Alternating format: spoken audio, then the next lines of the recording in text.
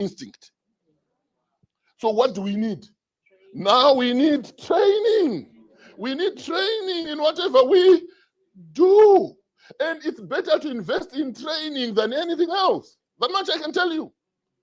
Even if you find some people who are talking about, this lady is well cultured. What are they talking about? Training. They're talking about training. They've been trained. But then you bring someone from over there to over here. And then you say, go work. And one of the things that we train people when we are training people, don't worry, the slides will be given to you, all the ones that I have. And you bring people here, and they are not trained. What happens is they abuse people. And they abuse people without knowing. And they think they're doing a very good job. Do you know that there are a lot of people who make tea that clients don't like? And the clients here, because they've been taught to be polite, they'll say thank you. Not for the tea. No, they don't say thank you for the tea. They're saying thank you for the effort to make me tea. But they don't like the tea. Yes, I'm telling you, most carers, support workers, whoever, they don't make tea that is according to the client. No. Can I make you a cup of tea? Say, a cup of tea, yes. How many sugars? 1, no sugar. And they go to the kitchen. Much milk, little milk? Little milk. They said, good. And they think they are making tea that is for the services. No, that's your mother's tea. That's your mother's tea. That's Susan's tea. That's Susan's tea. When you want to make me tea, you have to have an interview with me. A proper interview. And don't be rushing me because I have to believe that you mean it. So you have to know me first. Are we together? Get into my psyche before you make me my cup of tea. And then you ask me, Gwen, how do you like your tea? How do I make your tea? And then I'll tell you. Oh, thank you. Many people just go and make tea in the kitchen there if I tell them 2 sugars and I tell them a little milk. Do you know what a little milk is? Do you know what a little milk is? And do you know my little milk? Right. So now, a lot of people here, and when we train people, we tell people, don't look after people based on your culture. Don't look after people based on your religion. Don't look after people based on your experiences. Throw that away. Because your experiences, your culture, your religion are not me. So you talk to me, how do I make your tea? And then I'll tell you, thank you. When you go into the kitchen, the top left drawer, you find a green mug, big one, which says, I'm the boss. Take that one. And then I need you to put 2 Tetley tea bags in. And then I would like you to cover it with whole milk that you find in the fridge with a blue top. And I need you to cover the tea bags. And then I need you to take my cup of tea, my cup, while the water is boiling, and put it in the microwave. Because I don't want my cup to make my tea cold. So I warm it up first. Put it in the microwave. And I don't want the milk to make my tea cold. I want it heated up first. So you put it in the microwave for 15 to 20 seconds. And then when you take it out, the water is boiled. Yeah? And you then pour my tea. Let it brew. Let it brew. And don't take out the tea bags. I'll do that later. But make sure you put a teaspoon on the side with a saucer. And in front of you, you'll see 3 tins. Written sugar, biscuits, tea bags. The Tetley tea from the tea bags. And then the one who says biscuits. Eh? Take 2. Take 2 biscuits, yes. And then put them in the saucer. And then bring them to me. Are we together? Now you are making what? My tea. How many are you abusing? Just from what I've just said here. And you have been in care for 10 years. How many people? And you think, that's why most people don't even know sometimes when service users, the moment you leave, you think you've done everything well. And they phone the office and say, I don't want this one here. And people are confused. Why don't they want me here? I've done everything. He even said, thank you. He even said, thank you. But thank you for the effort, not for my tea. And do you know, I can't tell you that you are giving me the wrong tea. What do I know of your culture? Maybe you will kill me if I tell you about how I don't like this tea. Maybe you will choke me. Maybe I'm giving extremes, isn't it? But I'm just saying, how many people are in health and social care and they don't have a clue? And they think they're doing well. Yeah, how is your business? How is thriving? I'm not saying you shouldn't thrive, but I'm just saying, are you doing the right things? And these right things come through training.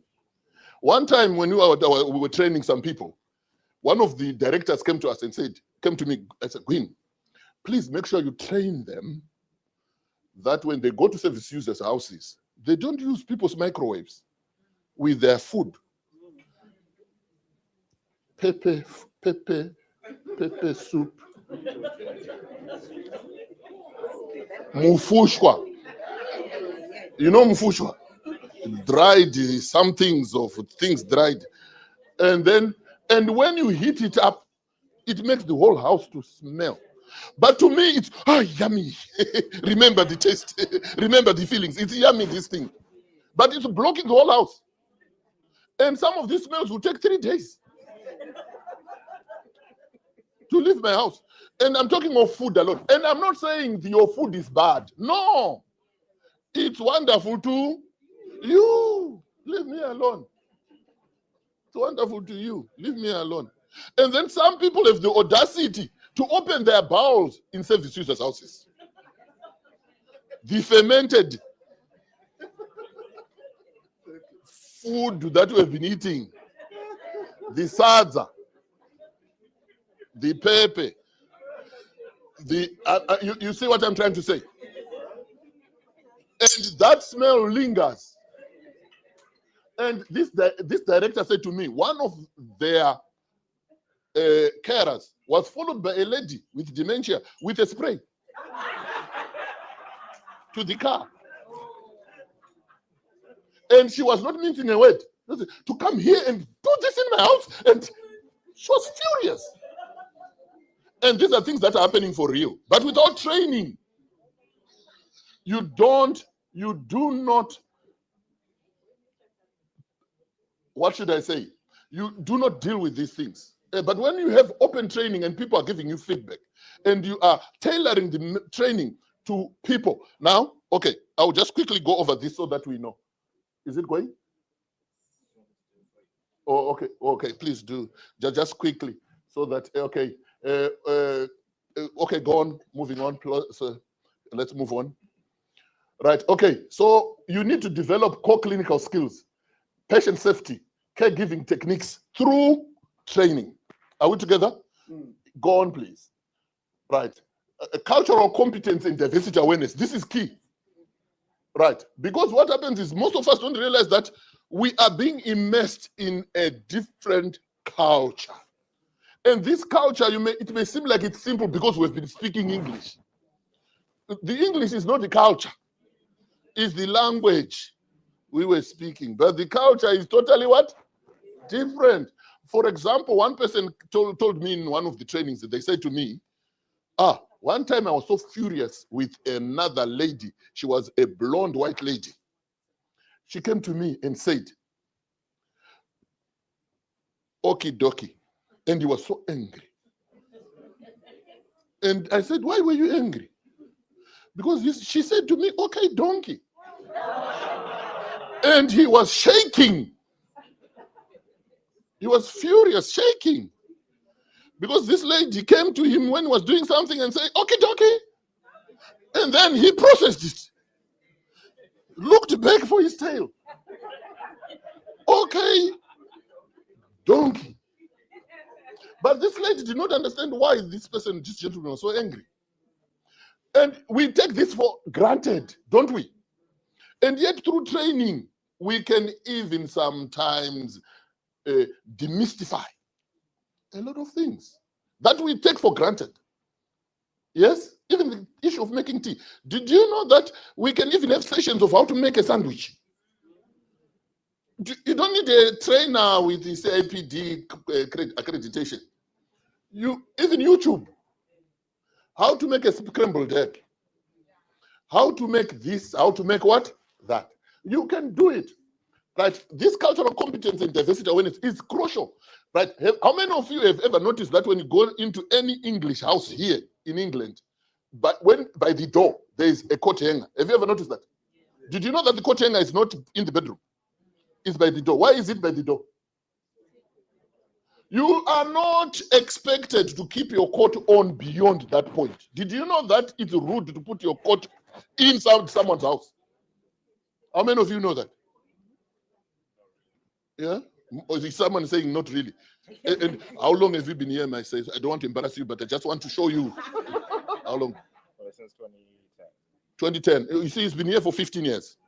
But he doesn't know that the reason why there are coat hangers by the door is so that you don't go beyond that point with an outdoor coat. You live there. You don't go beyond that point with a hat. You leave the hat. You leave the coat. The moment you enter with those things inside people's houses, you are saying their house is as good as outside. That's how they understand it here. This is how they understand it here. If they understand it to mean the outside and where you are now, congruent, they are the same. And a white English person will be angry with you without telling you. But you will be saying nice things, but they're already angry. Because, and another thing that it means is, it means that you are saying they are very poor. Did you know that? It means they can't afford heating. Insulting them, you are also defining them according to what you think in terms of money. That's number two. Number three, they actually think that it means you don't want to stay because you are ready to go out already. Did you hear me? But these things, guess what? It's through what? Cultural competency and diversity awareness. Are we together?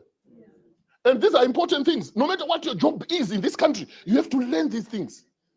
I always tell people when we are doing training that when you are learning the culture of a people, it's best to watch children's programs. Especially if there's a child in your house, you have an excuse. Well, sit together, let me watch with you. With the little child. Because what happens is they are taught street language. They are taught the meaning of things, the way people are culturally attuned. Are we together? Even in the library, go where the children's books are with your child, isn't it? And say, I'll read for you. And there you are busy learning. No, I'm telling you, you are busy learning. And then in 2, 3, 4, 5 years, you begin to understand the people that you support. Are we together? Oh, yes. One time I was working in London. And then when I was working in London, I went, you know, the people who call themselves Cockney. You know them who call themselves Cockney. Yeah, so I would say, tell me, teach me Cockney. What does it mean? What is it about? And then they said, do you know how we define a Cockney? I said, okay, how? It says, anyone was born, it's in the West End, isn't it? If I'm not mistaken, it's the West End. And there's what they call the Bow Bell. There's a church called the Bow Bell Church. And when the bell rings there, the boundary that the sound is heard, that defines who a Cockney is. Did you hear me? From that church, the bell, which used to call people to church, whoever hears it, if you are in that area or in that periphery, you are a Cockney. And then Cockney is slang that was used to deceive other people who are outsiders to not to know what's going on in their communities. So in Cockney, they will say, for example, if they want to say my kids, my children, they will say my dustbin lids. Where are the dustbin lids? Who are the dustbin lids? Kids. And it's rhyming slang, but which does not make sense. But it means something. Are we together? If they wanted to say someone was putting on a suit, they'll say whistle and flute. Whistle and flute for cultural competence and diversity. What? Awareness. When I came up north here, one time I was training people up north. And then there was this other lady, local lady. And then she said to me, someone can ask you to make tea. And they call it Ketwi tea. I don't know if you've heard that one. Ketwi tea. It means tea that looks like a cat's wee. Very weak tea. Ketwi. But how many of us have been here for more than a decade? I'm just giving an example. I'm not saying this is it. Are we together? I'm saying take an interest in knowing the local people, the local lingo, and they're willing to tell you and teach you. They're very willing, and they love it. If you are willing. That's why I say sometimes, why do you have 2 ears, 2 eyes, 2 nostrils, two eyes, 2 nostrils, 4, 2 ears, 6, and how many mouths? How come we talk more than we see? How much we talk more than we hear? How come we talk more than we breathe in and out? Because when we breathe in and out, it helps us to calm down and to think clearly. Are we together? Right. So now moving on. Thank you. So accredited qualifications and certifications. There are many standard training frameworks and recognized competencies. I was talking to one of the providers. You can raise your hand, my friend. Sorry. Him. Yeah. There. And then another one over there. Say, I was talking to you again. I think you can raise your hand again. Yes, you. Yes. These two. I was talking to them downstairs and we're eating. And then we're talking about, I don't know how we started talking about training. I can't remember. Oh, he said, oh, I remember you were in Bournemouth. You were training. I said, oh, okay. But I let the conversation go naturally, isn't it? And like I was not too much interested, but I was really interested in what you were saying. And then he went on to say, you know, I have 6 managers, if I'm not mistaken, who have all undergone level 5 health and social care training. And he also said that I have all my people who have come from abroad, I have given them access to train. And they've also done level what? 5. Some have done level what? 3. Are we together? Let's clap hands for that. Because you need to develop people. And you must be comfortable that when you train them and develop them, they will leave you. Oh, yes. Oh, yes. They will leave you. But when they go with a good name. And I'm a Christian. The Bible says a good name is better than rubies, than anything else. They go. But with a what? The good name. I remember when we lost our license, I had trained about 12 trainers. Saying that now I'm going to have my trainers, I'm going to have, and I trained them like crazy. And then when we lost, they all went. But every one of them, when they were leaving, they had over 17 certificates that I had personally given them, training them face to face. And we are not joking of 3-hour trainings. So even when they went with a good what? Good name. At least that's what I hope for. So we must invest in our people. We must train them. And we do not do it because only we'll get benefits. So yes, we get benefits, but we do it because it's the right thing to do. Are we okay with that? Okay, how much time? 4 minutes. Okay, thank you. Right, moving on. On the job training and professional development, which is key, let's go out in the field and let's see people develop their competencies. Let's not stay in our offices. I know most of us, when we started these businesses, we worked very hard, isn't it? And there's a time when we feel, I will not go in the field anymore. I'm tired, isn't it? Oh, let's not do that. Let's go still back to the what? To the field and give them the knowledge that they need. And I don't know if some of you have heard this word, tacit knowledge. Have you ever heard of it? Tacit knowledge, yes? So tacit knowledge is knowledge that you don't find in textbooks. A person can read, can do all those things, but tacit knowledge is seen by someone demonstrating something in a certain way. Are we together? So you must always make sure that even as much as they're being trained, you can still provide that tacit what? Knowledge. You can develop and give them that tacit what? Knowledge. There was this other lady who was, let's clap hands for her again. She was talking about menopause. Let's clap hands at the end. I caught her unawares, but she was talking about menopause. Right. So I also was reminded there's what they call SAD. I remember talking to someone, there's that in winter here, there's a condition called SAD. You know it? Can someone tell me what it is? Yes, seasonal affective disorder. Did we know that a lot of people get affected by the length of darkness in winter? To the end that they end up being depressed. Let alone we are waking up very early and going back very what? Late. And already there's this other condition that we are talking about.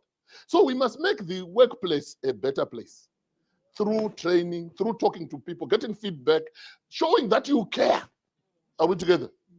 Yeah. Have you ever listened to someone whom you think is not listening to you? Is not actually caring about you? Yeah. So our expressions are important. Okay, moving on.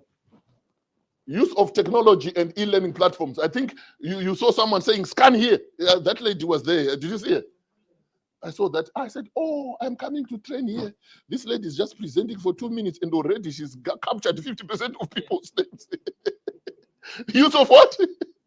Technology. That's why I know. Then went to my website when he was seated there and then posted on a group of HSCPN. I think he saw my post. I was trying to counter that. I said, I'm just here, and these people they just use technology. And you didn't even have to like them. They didn't even have to do a good presentation. No, they didn't. All they did was that, scan this, please. Scan this and then enter this, please. And we can do that with our reviews.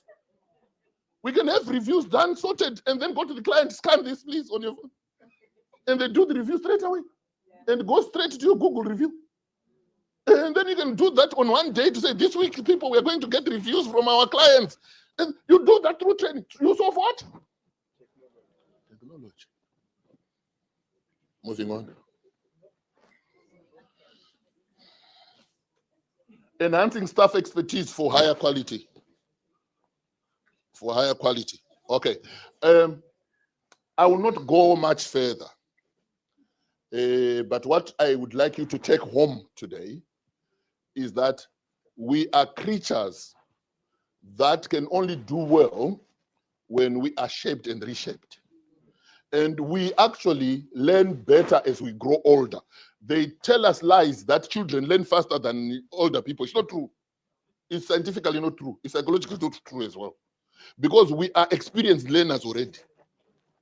So when children are starting to learn, they learn the basics and then they learn. We actually know the basics. We just what? Learn. We just need to be motivated to do it. And we can do much better. Thank you.